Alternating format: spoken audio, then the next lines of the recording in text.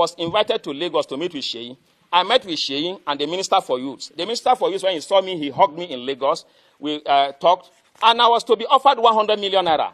In a shocking revelation that has sent ripples through Nigeria's political and student communities, the president of National Association of Nigerian Students, NANS, Comrade Atiku Abubakar Isah, has accused Seyi Tinubu, son of President Bola Ahmed Tinubu, of orchestrating his kidnapping and brutal assaults. The alleged incident, according to Isah, stemmed from his refusal to accept a 100 million naira bribe intended to swear his leadership of NANS in favor of the President Tinubu's administration. As of 12:08 p.m. CAT on Friday, May 2, 2025, these claims have ignited fiercely debates across social media platforms, including or particularly X, raising questions about political interference, youth autonomy, and the rule of law of Nigeria.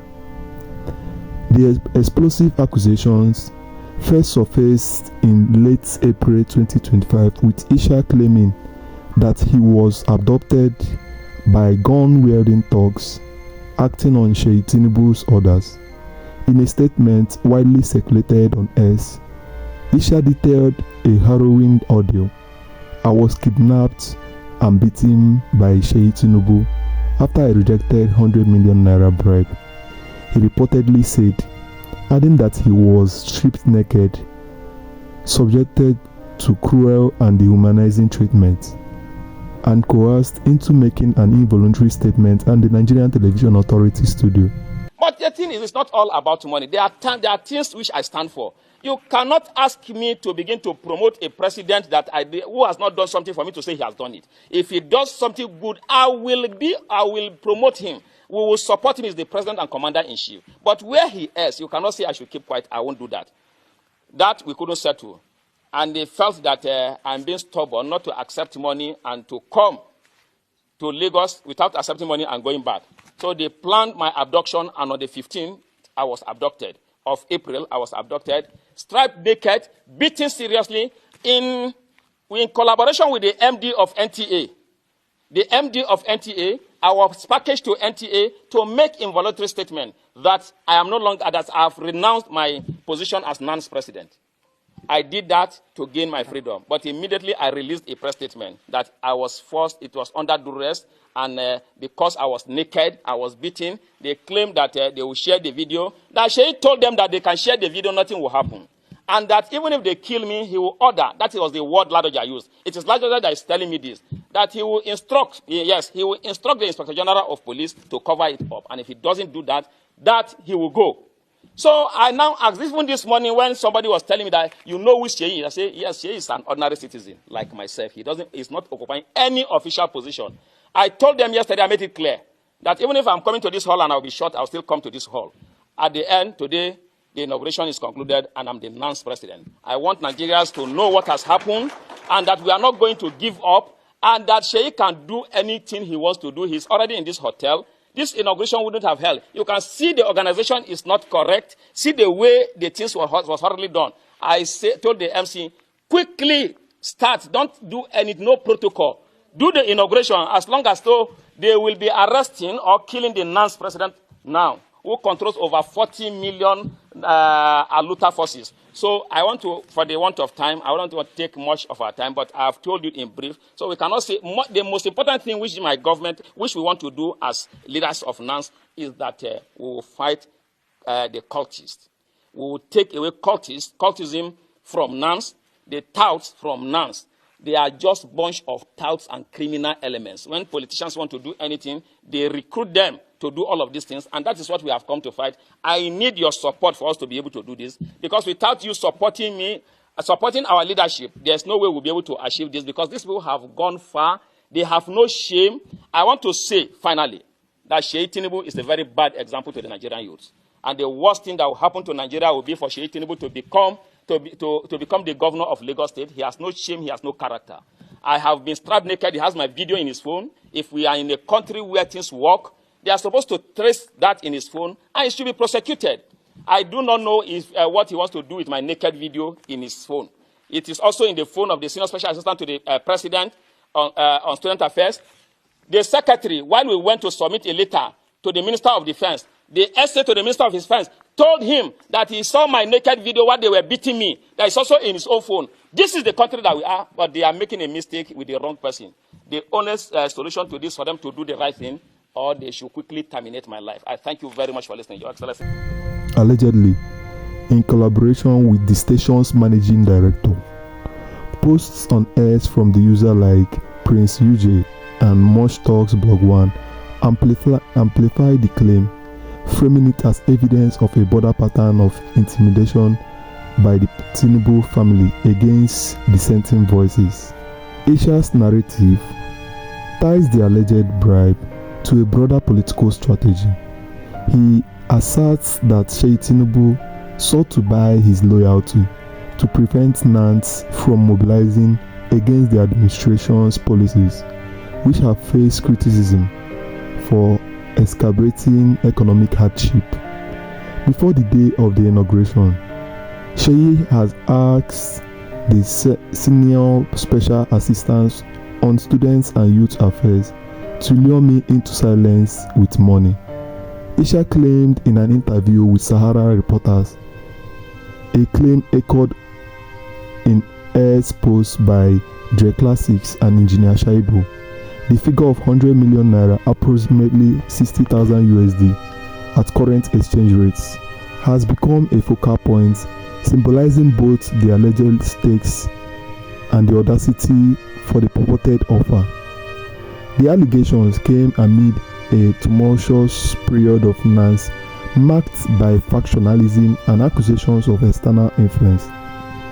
Isah, who emerged as NAN's president following a contentious convention on February 27, 2025, has faced challenges to his legitimacy from rival factions, some of whom have been linked to Seyi Tinubu's supposed preferred candidates.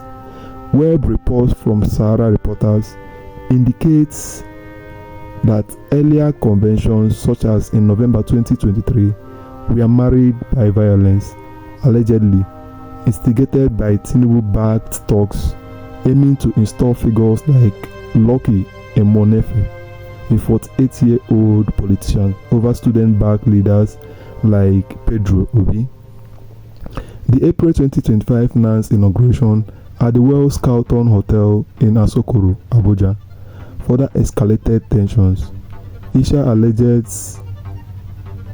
alleged that Seyi Tinubu arrived with armed men to disrupt the event, attacking attendees, including former governors Ibrahim Shekaru and Idris Wada, and abducting him to an unknown location. I was taken to an unknown location after being beaten and injured, he told Sahara reporters, a claim that has fueled outrage among student activists and S users calling for accountability. Seyi Tinubu has vehemently denied these allegations. On April 29, 2025, he took to Instagram, dismissing the claims as fake news and defamation of his character. Enough is enough with these fake stories, he wrote, a sentiment reported by outlets like Nigerian News and Leadership. Sources close to Tinubu, cited in web reports, argued that there is no evidence of his presence at the inauguration venue, with hotel management and law enforcement offering no confirmation of a security breach.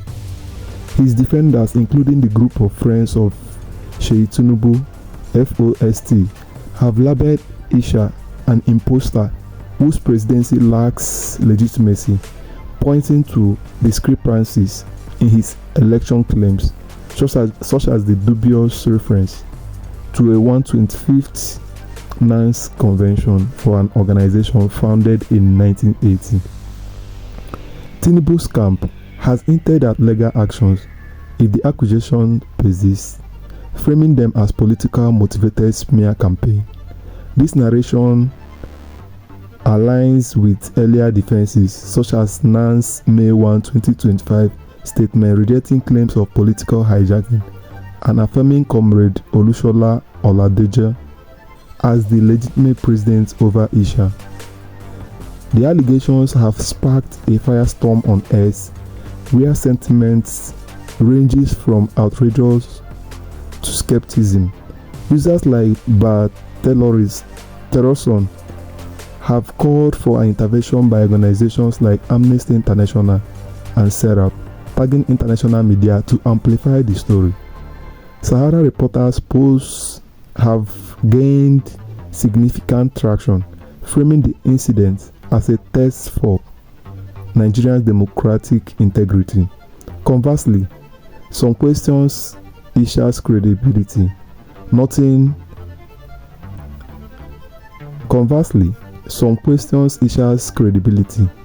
noting the lack of independent corroboration and the chaotic backdrop of NAN's internal disputes. If true, the incident raises profound concerns about the autonomy of youth leadership and the influence of political elites. This is about threats to student democracy, posted by Dre Classics, echoing a sentiment that NAN's independence is under siege. Yet, without concrete evidence such as witness testimonies or video footages, the claim remains inconclusive, a point underscored by the absence of political police or NTA response as of this writing. Seyi Tinubu's alleged involvement in NAN's affair is not a new narrative. Web sources from 2023 and 2024 report accusations of him funneling millions of naira to influence elections and suppress student dissent against his father's administration. Critics argue this reflects a strategy to neutralize a historical, powerful student body amid growing discontent over economic policies like fuel subsidy removal and naira flotation, which have driven inflation to 29.90% and food prices skyrockets. As Nigeria approaches the 2027 elections, these allegations could galvanize opposition to the Tinubu family, with S-users like Mosh Talks Blog 1 urging Nigerians to make sure his family of oppressors doesn't return to Aso Rock, whether substantiated or not. The story underscores the deepening rift between the administration and its youth constituency. In conclusion, as of May 2, 2025, the veracity of Comrade Atiku Abubakar Isah's claim against Seyi Tinubu remains unproven, married in murky waters of NAN's factionalism and Nigeria's polarized political landscape. What is clear is the intensity of the public's reaction and the stakes involved, both for students, leadership, and the nation's democratic fabric. Until further evidence emerges, this remains a tale of just accusation and denial, a microcosm of Nigeria's border struggle for accountability and justice. We hope to see you updated. We hope to see you subscribe, share, and we hope to see you in the next video so we can keep you updated on how these allegations end and other news that happen in Nigeria and Africa at large.